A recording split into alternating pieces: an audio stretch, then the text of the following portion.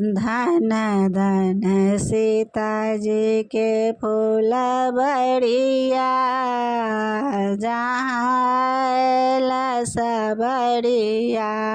धन धन सीता जी के फूल बड़िया, जहाँ सबरिया। माथा मुकुट शोभे कान कुंडल डोले, माथ मुटुक शोभे कान कुंडल डोले। आँखियन में शोभे कजरिया, जहाँ सबरिया।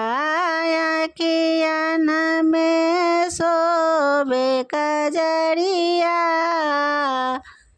जहाँ सबरिया। धन धन सीता जी के फूल बड़िया, जहाँ सबरिया।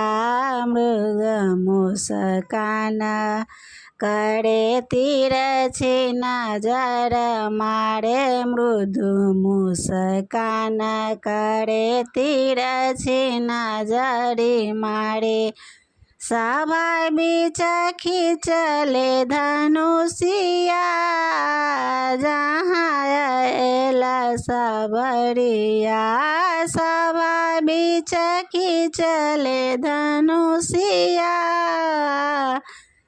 जहाँ सबरिया। धन धन सीता जी के फूल बड़िया, जहाँ सबरिया। सुंदर रूप देखी सुधि बुद्धि घेल भूले, सुंदर रूप देखी सुधि बुद्धि गेल भूली। बने सहाय घर दुआरिया, जहाँ सबरिया।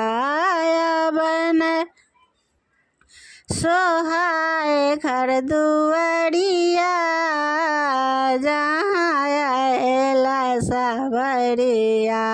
धन धन सीता जी के फूल बड़िया, जहाँ सबरिया।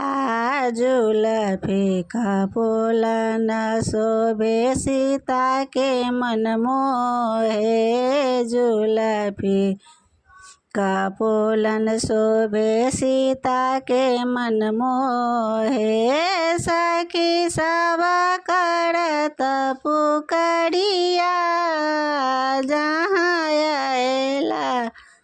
सबरिया।